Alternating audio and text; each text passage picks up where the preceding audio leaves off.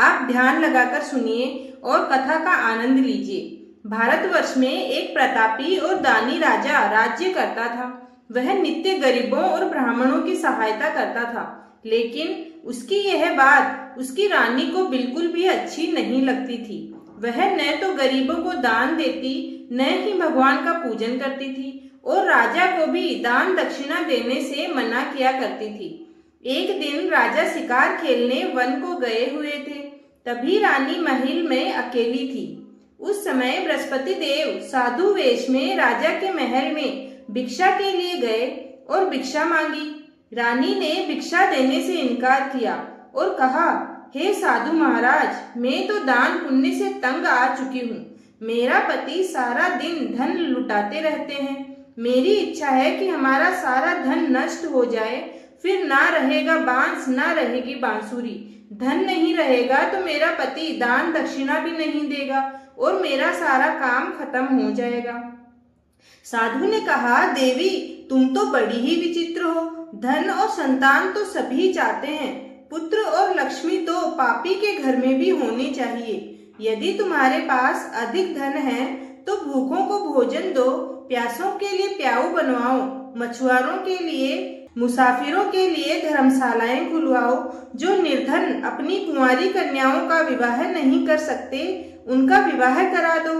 ऐसे और कई काम हैं जिनके करने से तुम्हारा यश लोक प्रलोक में फैलेगा। परंतु रानी पर उपदेश का कोई प्रभाव नहीं पड़ा। वह बोली, महाराज, आप मुझे कुछ न समझाएं। मैं ऐसा धन नहीं चाहती जो हर जगह बांटती फिरूं। साधु ने उत्तर दिया, रानी, यदि तुम्हारी ऐसी ही इच्छा है तो तथास्तु। तुम ऐसा करना कि बृहस्पतिवार को घर लीपकर पीली मिट्टी से अपना सिर धोकर स्नान करना, भट्टी चढ़ाकर कपड़े धोना। ऐसा करने से आपका सारा धन नष्ट हो जाएगा।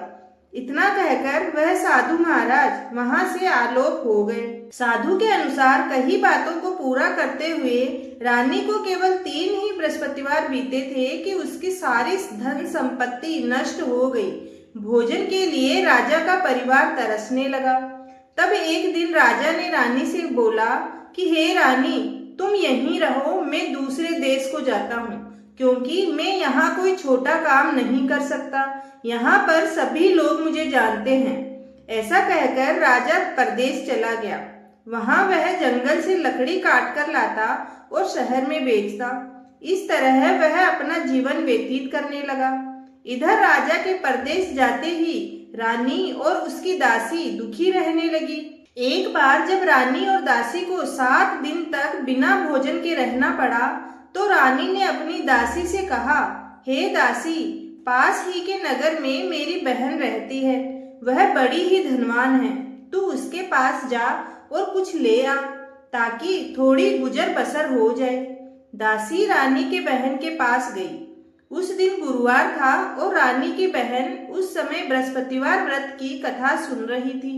दासी ने रानी की बहन को अपनी रानी का संदेश दिया, लेकिन रानी की बड़ी बहन ने कोई उत्तर नहीं दिया। जब दासी को रानी की बहन से कोई उत्तर नहीं मिला तो वह बहुत दुखी हुई और उसे क्रोध भी आया। दासी ने वापस आकर रानी को सारी बात बता दी। सुनकर रानी ने अपने भाग्य को कोसा। उधर रानी की बहन ने सोचा कि मेरी बहन की दासी आई थी, परंतु मैं उससे नहीं बोली, इसलिए वह बहुत दुखी हुई होगी। कथा सुनकर और पूजन समाप्त करके वह अपनी बहन के घर आई और कहने लगी, बहन, मैं बृहस्पतिवार का व्रत कर रही थी। तुम्हारी दासी मेरे घर आई थी, परंतु जब तक कथा होती है तब तक न तो उठते हैं और न ही बोलते हैं, इसलिए मैं नहीं बोली। कहो दासी, क्यों गई थी? रानी बोली, बहन, तुमसे क्या छिपाऊं, हमारे घर में खाने तक को अनाज नहीं था। ऐसा कहते कहते रानी की आंखें भर आई। उसने दासी समेत पिछले 7 दिनों से भूखे रहने तक की बात अपनी बहन को विस्तार पूर्वक सुना दी। रानी की बहन बोली, देखो बहन, भगवान बृहस्पति देव सबकी मनोकामना को पूर्ण करते हैं। देखो, शायद तुम्हारे घर में अनाज रखा हो। पहले तो रानी को विश्वास नहीं हुआ, पर बहन के आग्रह करने पर उसने अपनी दासी को अंदर भेजा तो सच में ही अनाज से भरा एक घड़ा मिल गया। यह देखकर दासी को बड़ी ही हैरानी हुई। दासी रानी से कहने लगी, हे रानी, जब हमको भोजन नहीं मिलता तो हम व्रत ही तो करते हैं, इसलिए क्यों न इनसे व्रत और कथा की विधि पूछ ली जाए ताकि हम भी व्रत कर सके। तब रानी ने अपनी बहन से गुरुवार के व्रत के बारे में पूछा। उसकी बहन ने बताया, बृहस्पतिवार के व्रत में चने की दाल और मुनक्का से विष्णु भगवान का केले की जड़ में पूजन करें तथा दीपक जलाएं, व्रत कथा सुने और पीला ही भोजन करें, इससे बृहस्पति देव प्रसन्न होते हैं। व्रत और पूजन विधि बताकर रानी की बहन अपने घर को लौट गई। 7 दिन के बाद जब गुरुवार आया तो रानी और दासी ने व्रत रखा। गुड़साल में जाकर चना और गुड़ लेकर आई, फिर उससे केले की जड़ तथा विष्णु भगवान का पूजन किया। अब पीला भोजन कहाँ से आए, इस बात को लेकर दोनों बहुत दुखी थे। चूंकि उन्होंने व्रत रखा था इसलिए बृहस्पति भगवान उनसे बहुत प्रसन्न थे, इसलिए वे एक साधारण व्यक्ति का रूप धारण कर 2 थालों में सुंदर पीला भोजन दासी को दे गए। दासी भोजन पाकर बहुत ही प्रसन्न हुई और फिर रानी के पास आकर बोली, रानी जी चलो भोजन ग्रहण करें। रानी को पहले तो विश्वास नहीं हुआ, उसे लगा कि दासी मेरा मजाक बना रही है, लेकिन भोजन को देखकर वह बहुत प्रसन्न हुई। उसके बाद से वे दोनों गुरुवार को व्रत और पूजन करने लगी। बृहस्पति भगवान की कृपा से उनके पास फिर से धन संपत्ति आ गई, परंतु रानी फिर से पहले की तरह आलस करने लगी।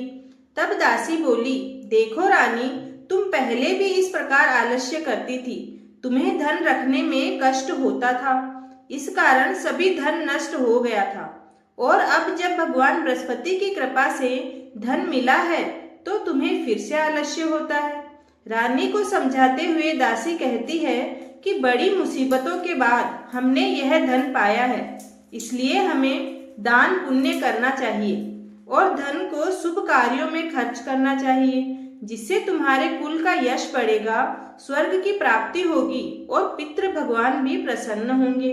दासी की बात मानकर रानी अपना धन शुभ कार्यों में खर्च करने लगी, जिससे पूरे नगर में उसका यश फैलने लगा। एक दिन राजा दुखी होकर जंगल में एक पेड़ से नीचे आसन जमाकर बैठ गया। वह अपनी दशा को याद करके व्याकुल होने लगा।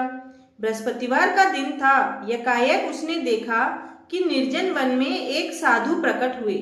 वह साधु वेश में स्वयं बृहस्पति देवता थे। लकड़हारे के सामने आकर बोले, हे लकड़हारे, इस सुनसान जंगल में तू किस चिंता में बैठा है? लकड़हारे ने दोनों हाथ जोड़कर प्रणाम किया और उत्तर दिया, महात्मा जी, आप सब कुछ जानते हैं, मैं क्या कहूँ? यह कहकर रोने लगा और साधु को अपनी आत्मकथा सुनाई। महात्मा जी ने कहा, तुम्हारी स्त्री ने बृहस्पति देव के दिन बृहस्पति भगवान का निरादर किया था, जिसके कारण रुष्ट होकर उन्होंने तुम्हारी यह दशा कर दी है। अब तुम चिंता को दूर करके मेरे कहने पर चलो तो तुम्हारे सब कष्ट दूर हो जाएंगे और भगवान पहले से भी अधिक संपत्ति देंगे। तुम बृहस्पति के दिन कथा किया करो, 2 पैसे के चने मुनक्का लाकर उसका प्रसाद बनाओ और शुद्ध जल से लोटे में शक्कर मिलाकर अमृत तैयार करो। कथा के पश्चात अपने सारे परिवार और सुनने वाले प्रेमियों में अमृत व प्रसाद बांटकर खुद भी ग्रहण करो। ऐसा करने से भगवान तुम्हारी सब मनोकामनाएं पूरी करेंगे। साधु के ऐसे वचन सुनकर लकड़हारा बोला, हे प्रभु, मुझे लकड़ी बेचकर इतना भी पैसा नहीं मिलता कि मैं भोजन करने के उपरांत कुछ बचा सकूं। मैंने रात्रि में अपनी स्त्री को बहुत ही व्याकुल देखा है। मेरे पास कुछ भी नहीं है कि उसकी खबर मंगा सकूं। साधु ने कहा, हे लकड़हारे, तुम किसी बात की चिंता मत करो। बृहस्पतिवार के दिन तुम रोजाना की तरह लकड़ियां लेकर शहर को जाओ। तुमको रोज से दुगुना धन प्राप्त होगा, जिससे तुम भली भांति भोजन कर लोगे तथा बृहस्पति देव की पूजा का सामान भी आ जाएगा। इतना कहकर साधु अंतर ध्यान हो गए। धीरे धीरे समय व्यतीत होने पर फिर वही बृहस्पतिवार का दिन आया। लकड़हारा जंगल से लकड़ी काटकर किसी शहर में बेचने गया। उसे उस दिन और दिन से अधिक पैसा मिला। राजा ने चना गुड़ आदि लाकर गुरुवार का व्रत किया। उस दिन से उसके सभी क्लेश दूर हुए, परंतु जब दोबारा गुरुवार का दिन आया तो बृहस्पतिवार का व्रत करना ही भूल गया। इस कारण बृहस्पति भगवान नाराज हो गए। उस दिन उस नगर के राजा ने विशाल यज्ञ का आयोजन किया था तथा शहर में यह घोषणा करा दी कि कोई भी मनुष्य अपने घर में भोजन ना बनावे, न ही आग जलावे। समस्त जनता मेरे यहाँ भोजन करने आए। इस आज्ञा को जो नहीं मानेगा उसे फांसी की सजा दी जाएगी। इस तरह की घोषणा संपूर्ण नगर में करवा दी गई। राजा की आज्ञा के अनुसार शहर के सभी लोग भोजन करने गए, लेकिन लकड़हारा कुछ देर से पहुंचा, इसलिए राजा उसको अपने साथ घर लिवा ले गए और ले जाकर भोजन करा ही रहे थे कि रानी की दृष्टि उस खूंटी पर पड़ गई जिस पर उसने अपना हार लटका हुआ था। वहां नहीं देखकर रानी को निश्चय कर लिया कि मेरा हार इसी मनुष्य ने चुरा लिया है। उसी समय सिपाहियों को बुलाकर उसको जेल में डलवा दिया गया। जब लकड़हारा कारागार में पड़ गया और बहुत दुखी होकर विचार करने लगा कि न जाने कौन से पूर्व जन्म के कर्म से मुझे यह दुख प्राप्त हुआ है, और उसी साधु को याद करने लगा जो कि जंगल में मिला था। उसी समय तत्काल बृहस्पति भगवान साधु के रूप में प्रकट हुए और उसकी दशा को देखकर कहने लगे, अरे मूर्ख, तूने बृहस्पति देव की कथा नहीं करी, इस कारण तुझे यह दुख प्राप्त हुआ है। अब तू चिंता मत कर, बृहस्पतिवार के दिन कारागार के दरवाजे पर ही 4 पैसे पड़े मिलेंगे। उनसे तू बृहस्पति देव की पूजा करना, तेरे सभी कष्ट दूर हो जाएंगे। बृहस्पति के दिन उसे 4 पैसे मिले। लकड़हारे ने कथा कही। उसी रात्रि को बृहस्पति देव ने उस नगर के राजा को स्वप्न में कहा, हे राजा, तुमने जिस आदमी को कारागार में बंद कर दिया है वह निर्दोष है, वह एक राजा है, उसे छोड़ देना। रानी का हार उसी खूंटी पर लटका है। अगर तू ऐसा नहीं करेगा तो मैं तेरे सारे राज्य को नष्ट कर दूंगा। इस तरह रात्रि के स्वप्न में भगवान को देखकर राजा प्रातःकाल उठा और खूंटी पर हार देखकर लकड़हारे को बुलाकर क्षमा मांगी तथा लकड़हारे को योग्य सुंदर वस्त्र आभूषण देकर विदा कर दिया। बृहस्पति देव की आज्ञा अनुसार लकड़हारा अपने नगर को चल दिया। राजा जब अपने नगर के निकट पहुंचा तो उसे बड़ा ही आश्चर्य हुआ। नगर में पहले से अधिक बाग, तालाब, कुएं तथा बहुत सी धर्मशालाएं, मंदिर आदि बने हुए थे। राजा ने पूछा, यह किसका बाग है और किसकी धर्मशाला है? तब नगर के सारे निवासी कहने लगे, यह सब रानी और दासी के हैं। तो राजा को आश्चर्य हुआ और बहुत गुस्सा भी आया। तब रानी ने यह खबर सुनी कि राजा आ रहे हैं, तो उसने दासी से कहा कि हे दासी, देख, राजा हमको कितनी बुरी हालत में छोड़कर गए थे। हमारी ऐसी हालत देखकर वह लौट न जाएं, इसलिए तू दरवाजे पर खड़ी हो जा। आज्ञा अनुसार दासी दरवाजे पर खड़ी हो गई। राजा आए तो उन्हें अपने साथ लेकर आई। तब राजा ने क्रोध करके अपनी रानी से पूछा कि यह धन तुम्हें कैसे प्राप्त हुआ है? तब उन्होंने कहा, हमें यह सब धन बृहस्पति देव के इस व्रत के प्रभाव से प्राप्त हुआ है। राजा ने निश्चय किया कि 7 रोज बाद तो सभी बृहस्पति देव का पूजन करते हैं, परंतु मैं प्रतिदिन दिन में 3 बार कहानी तथा रोज व्रत किया करूंगा। अब हर समय राजा के दुपट्टे में चने की दाल बंधी रहती तथा दिन में 3 बार कहानी कहता। एक रोज राजा ने विचार किया कि चलो अपनी बहन के यहाँ हो आवे। इस तरह निश्चय कर राजा घोड़े पर सवार हो अपनी बहन के यहाँ चलने के लिए तैयार था। मार्ग में उसने देखा कि कुछ आदमी एक मुर्दे को लिए जा रहे हैं। उन्हें रोककर राजा कहने लगा, अरे भाई, मेरी बृहस्पति भगवान की कथा सुन लो। वे बोले, लो, हमारा तो आदमी मर गया है और इसको अपनी कथा की पड़ी है। परंतु कुछ समझदार बुजुर्ग आदमी बोले, अच्छा कहो भाई, हम तुम्हारी कथा भी सुनेंगे।